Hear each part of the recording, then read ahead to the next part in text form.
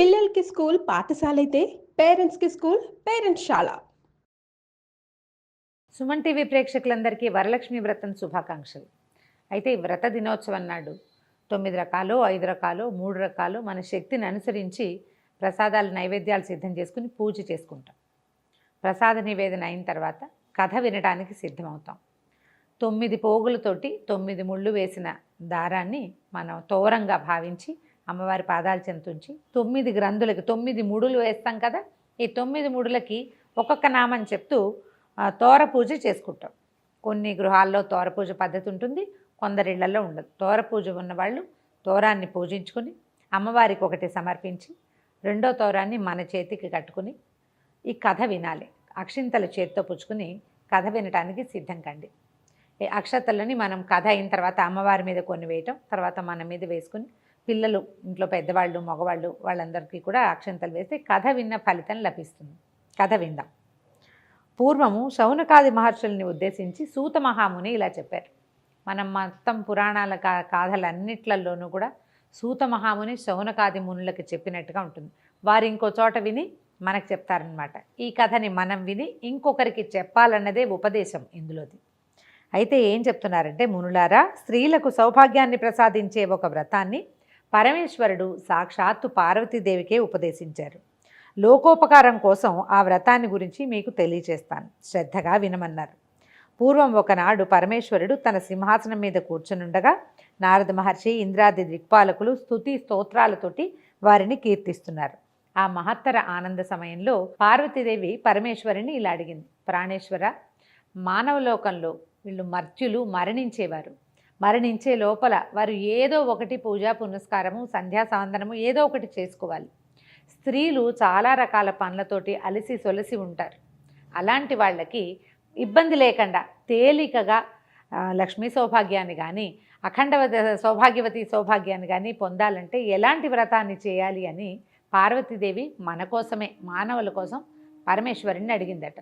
ఆ సమయంలో పరమేశ్వరుడు ఏం చెప్పాడట, పుత్రపౌత్రాభివృద్ధిగా ఉండడానికి, తర్వాత అఖండ సౌభాగ్యవతిగా ఉండడానికి, దాంతోపాటుగా సంపదలు కూడా వృద్ధి చెందటానికి సులువైన వ్రతం ఒకటి ఉన్నదని, సకలైశ్వర్యాలు కలిగి ఉండాలంటే ఇది చేయాలన్నారు.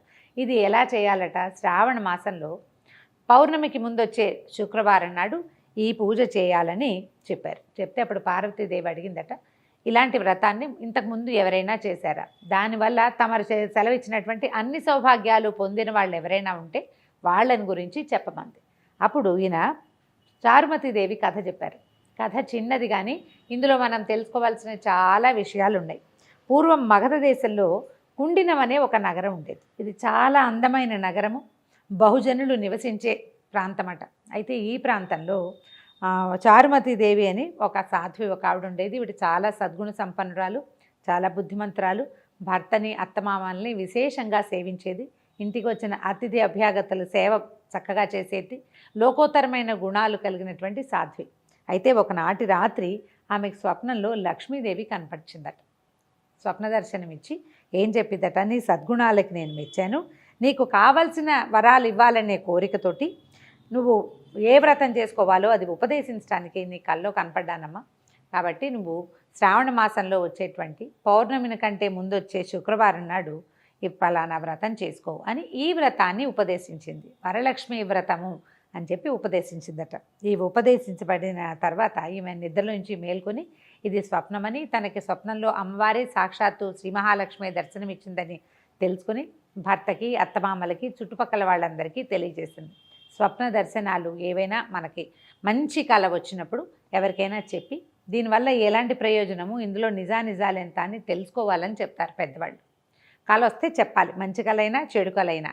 ఇది మంచి కళ కావడంతో విశేషంగా అందరికీ చెప్పిందట ఆవిడ. చెప్తే అప్పుడు ఏమన్నారంటే, శ్రావణ మాసం త్వరలో రాబోతోంది, అప్పుడు ఈ వ్రతం చేసుకుందాం. అమ్మవారి స్వప్న దర్శనంలో చెప్పినట్టుగానే ఏదైనా శుభం చేకూరుతుందేమో, ఒకవేళ చేకూరినా చేకూరకపోయినా వ్రతం చేయటం అనే అద్భుతమైన వ్యవహారమైనా సాగుతుంది కాబట్టి చేద్దామనుకున్నారు. ఆ తర్వాత ఆవిడ ఏం చేశారట, 2-3 నెలల తర్వాత శ్రావణ మాసం వచ్చింది. ఆవిడ తన భర్త ప్రోత్సాహంతో పట్టణంలో ఉన్నటువంటి స్త్రీలందరికీ కబురు చేసిందట. ఈ రోజున అమ్మవారు వ్రతం చేసుకోమని ఆదేశించింది కాబట్టి ఎవరెవరి గృహాలలో వాళ్ళు వ్రతాలు చేసుకోండి, మా ఇంటికి రాగలిగిన వాళ్ళు రండని చాటింపులాగా ఒక పేరంటానికి పిలుపు చేశారనమాట. ఆమె ఇంటికి చాలామంది ఆమె యొక్క బంధువులు, స్నేహితులు, తెలిసిన వారు, చుట్టుపక్కల ఇళ్లల్లో వాళ్ళు అందరూ వచ్చారు. వచ్చిన తర్వాత వీళ్ళు ఏం చేశారట, ఈ గృహంలో ఒక పరిశుద్ధమైన ప్రాంతాన్ని ఎన్నుకొని ప్రదక్షిణకి వీలుగా ఉండేటట్టుగా చతుర్మధ్యంగా ఉండే ప్రాంతంలో గోమయంతో చక్కగా అలికి 5 రకాల రంగులతోటి ముగ్గులు పెట్టి తర్వాత పంచపల్లవాలతోటి కలశాన్ని ఏర్పరిచి అమ్మవారు వరలక్ష్మీదేవిని కలశంలోకి ఆవాహన చేసి అత్యద్భుతంగా మేళతాళాలతోటి పురోహితుల సహకారంతో వరలక్ష్మి వ్రతం చేసుకున్నారట. వ్రతం అనగా ఏమిటి? పూజ ఒక విధానం ప్రకారం చేయటం.